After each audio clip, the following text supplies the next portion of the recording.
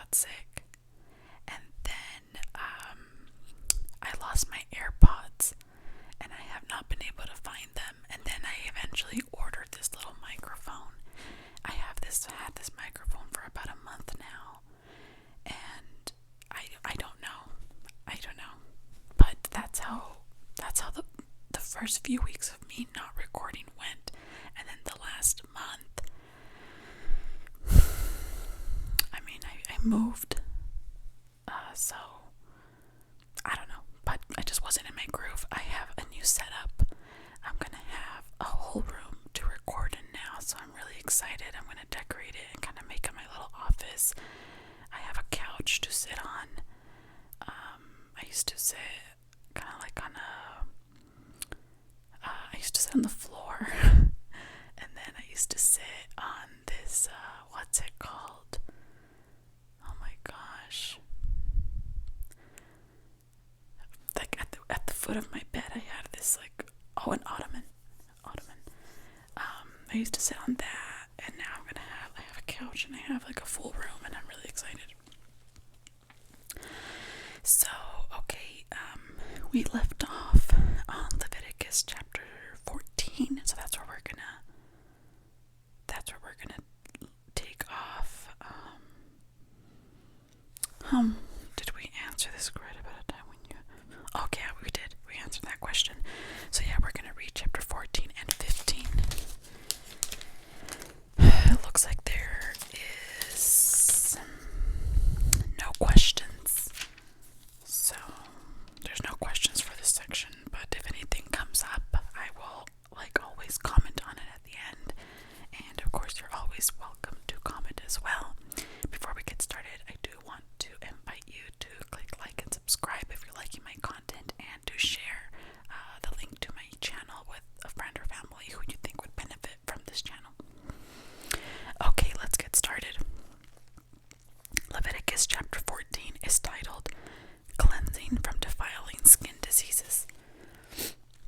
The Lord said to Moses, "These are the regulations for any deceased person at the time of their ceremonial cleansing. When they are brought to the priest is to go outside the camp and examine them. If they have been healed of their defiling skin disease, the priest shall order that two live clean birds, and some cedar wood, scarlet yarn, and hyssop be brought for the person to be cleansed. Then the priest shall order that one of the birds be killed over fresh water in a clay pot. He is then to take the live bird and dip it together with the cedar wood. What is up with me? With the cedar wood, the scarlet yarn, and the hyssop into the blood of the bird that was killed over the fresh water. 7 times he shall sprinkle the one to be cleansed of the defiling disease, and then pronounce them clean. After that, he is to release the live bird in the open fields. The person to be cleansed must wash their clothes, shave off all their hair, and bathe with water. Sorry about that. Then they will be ceremonially clean. After this, they may come into the camp, but they must stay outside their tent for 7 days. On the 7th day, they must shave off all their hair. They must shave their head, their beard, their eyebrows, and the rest of their hair. They must wash their clothes and bathe themselves with water, and they will be clean. On the 8th day, they must bring 2 male lambs and 1 ewe lamb a year old, each without defect, along with 3/10 of an ephah of the finest flour mixed with olive oil for a grain offering. And 1 log of oil. The priest who pronounces them clean shall present both the one to be cleansed and their offerings before the Lord at the entrance to the tent of meeting. Then the priest is to take 1 of the male lambs and offer it as a guilt offering, along with the log of the oil. He shall wave them before the Lord as a wave offering. He is to slaughter the lamb in the sanctuary area where the sin offering and the burnt offering are slaughtered. Like the sin offering, the guilt offering belongs to the priest. It is most holy. The priest is to take some of the blood of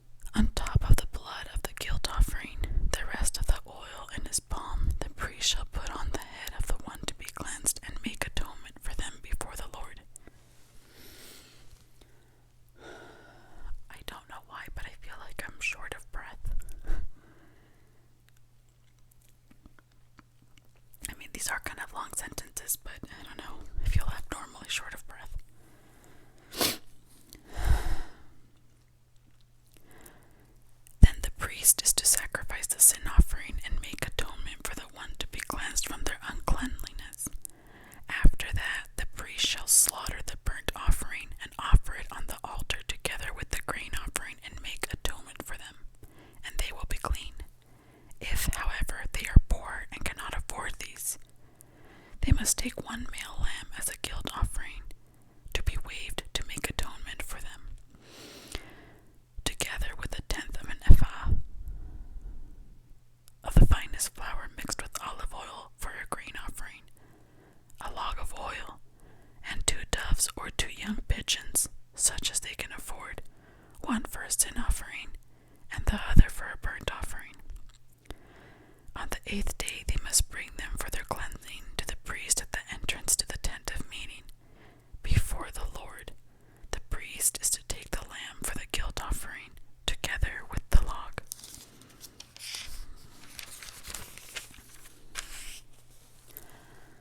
With the log of oil, and wave them before the Lord as a wave offering.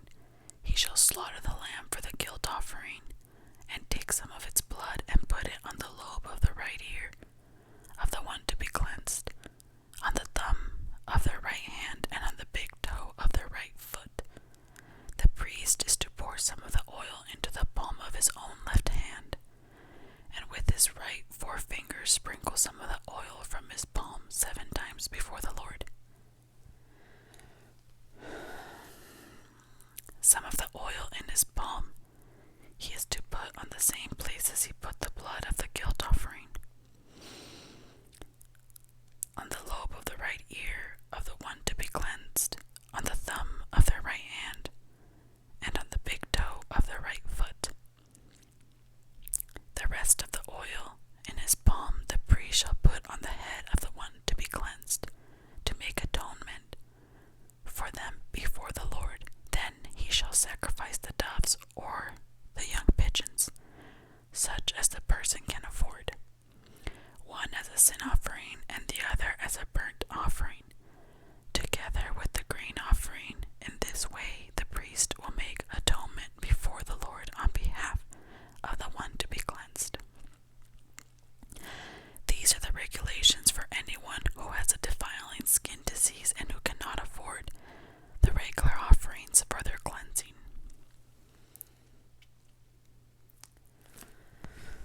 Okay, I'm gonna drink some water, guys.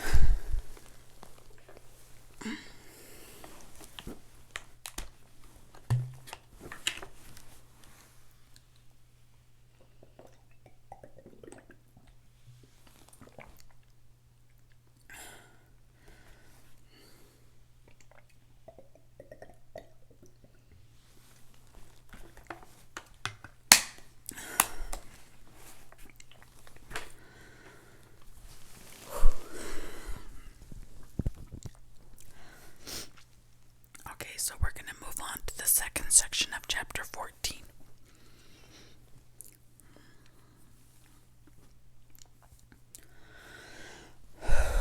Okay. The second section is titled Cleansing from Defiling Molds. The Lord said to Moses and Aaron, when you enter the land of Canaan, which I am giving you as your possession, and I put a spreading mold in a house in that land, the owner of the house must go and tell the priest, I have seen something that looks like a defiling mold in my house. The priest is to order the house to be emptied before he goes in to examine the mold, so that nothing in the house will be pronounced unclean. After this, the priest is to go in and inspect the house. He is to examine the mold on the walls, and if it has a greenish or reddish depressions that appear to be deeper than the surface of the wall, the priest shall go out the doorway of the house and close it up for 7 days.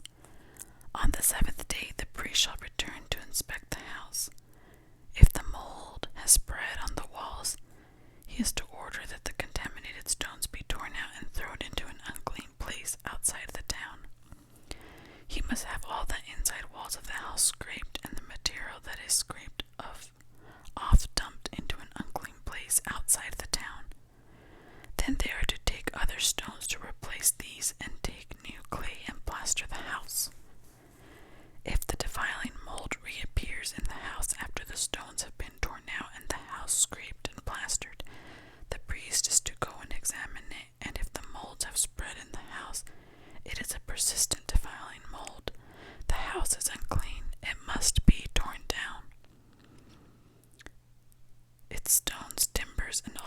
master and taken out of the town to an unclean place.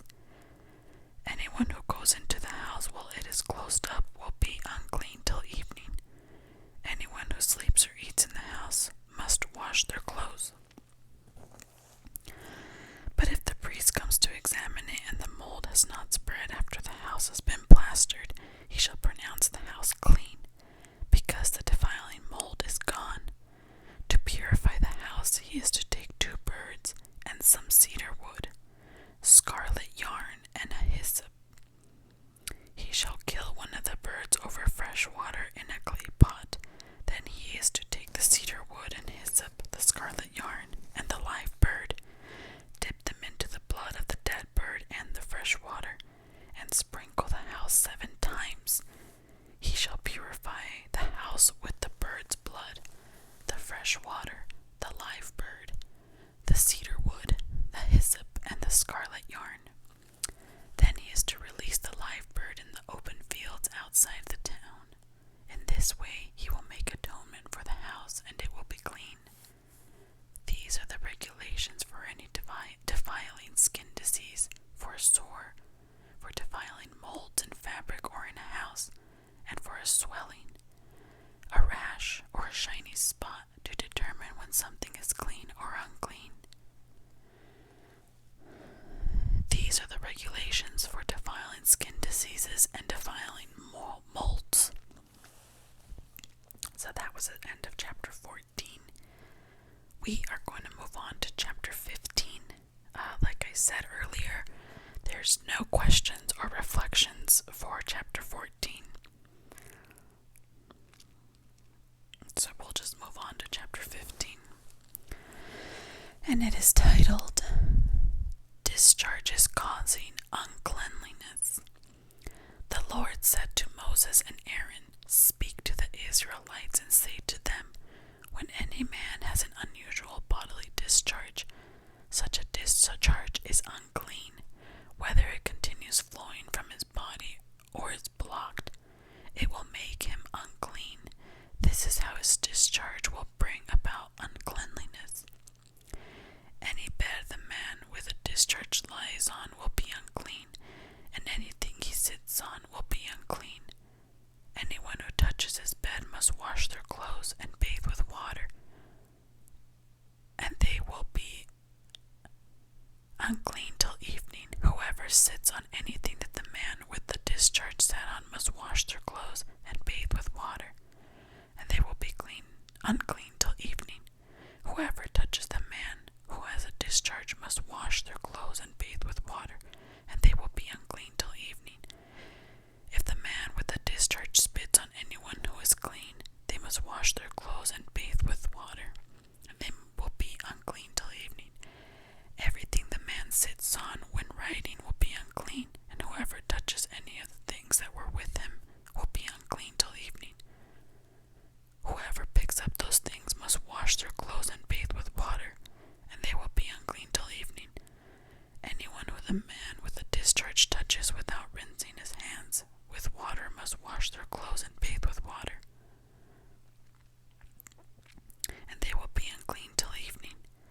A clay pot that the man touches must be broken, and any wooden article is to be rinsed with water. When a man is cleansed from his discharge, he is to count off 7 days for his ceremonial cleansing. He must wash his clothes and bathe himself with fresh water, and he will be clean. On the 8th day he must take 2 doves or 2 young pigeons, and come before the Lord to the entrance to the tent of meeting, and give them to the priest. The priest is to sacrifice them, the one for a sin offering, and the other for a burnt offering. In this way he will make atonement before the Lord for the man because of his discharge. When a man has an emission of semen, he must bathe his whole body with water, and he will be unclean till evening. Any clothing or leather that has semen on it must be washed with water, and it will be unclean till evening. When a man has sexual relations with a woman, and there is an emission of semen, both of them must bathe with water, and they will be unclean until evening. When a woman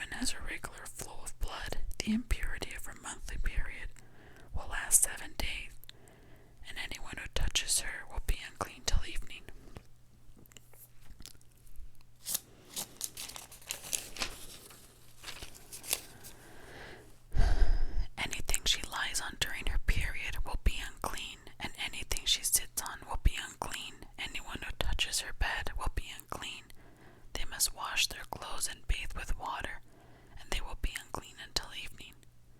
Anyone who touches anything she sits on will be unclean. They must wash their clothes and bathe with water, and they will be unclean till evening, whether it is the bed or anything she was sitting on. When anyone touches it, they will be unclean till evening. If a man has sexual relations with her and her monthly flow touches him, he will be unclean for 7 days. Any bed he lies on will be unclean. When a woman has a discharge of blood for many days at a time, other than her monthly period, or has a discharge that continues beyond her period, she will be unclean as long as she has the discharge, just as in the days of her period. Any bed she lies on while her discharge continues will be unclean, as is her bed during her monthly period, and anything she sits on will be unclean as during her period. Anyone who touches them will be unclean. They must wash their clothes and bathe with water, and they will be unclean till evening.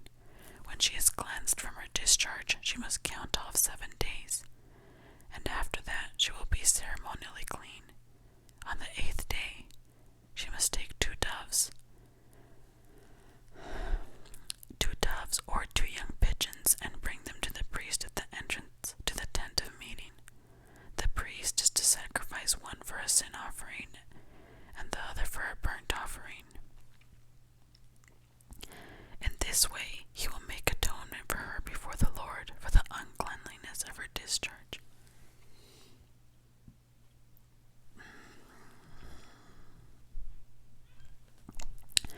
You must keep the Israelites separate from things that make them unclean, so they will not die in their uncleanliness, for defiling my dwelling place which is among them.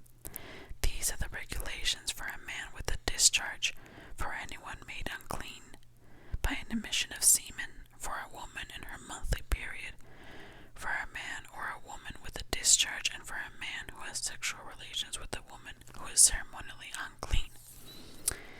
And that is the end of chapter 15. All I have to say is that does not sound like fun being a woman